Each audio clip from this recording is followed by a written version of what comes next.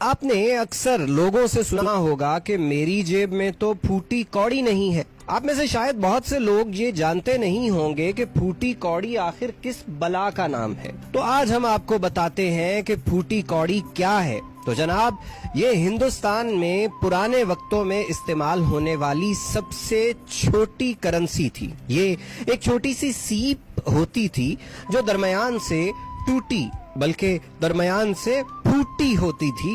اس وجہ سے اسے پھوٹی کوڑی کہا جاتا تھا. پھوٹی کوڑی کے بعد باری آتی تھی کوڑی یعنی ثابت کوڑی کی. اور اس کی قدر کتنی تھی؟ ایک ثابت کوڑی 3 پھوٹی کوڑیوں کے برابر ہوا کرتی تھی. اس حوالے سے بھی آپ نے اکثر محاورہ سن رکھا ہوگا کہ فلاں تو کوڑی کوڑی کو محتاج ہو گیا ہے. اور کوڑی سے اوپر ہوا کرتی تھی دمڑی.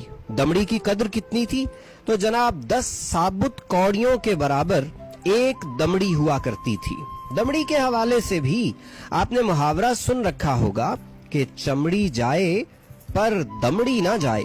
تاہم یہاں یہ بتاتے چلیں کہ پھوٹی کوڑی اور کوڑی تو سمندر سے نکالی جاتی تھی، تاہم دمڑی ٹکسال میں ڈھالا جانے والا کانسی کا سکہ تھا. اس کے بعد باری آتی 2 دمڑیاں برابر ایک دھیلے کے ہوا کرتی تھیں. دھیلے سے اوپر ہوا کرتا تھا 1 پیسہ یعنی 2 دھیلے برابر 1 پیسہ.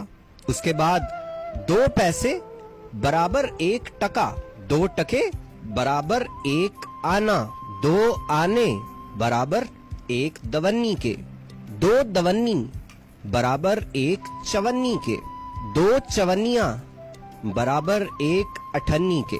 2 اٹھنیاں برابر ہوا کرتی تھیں 1 روپے کے.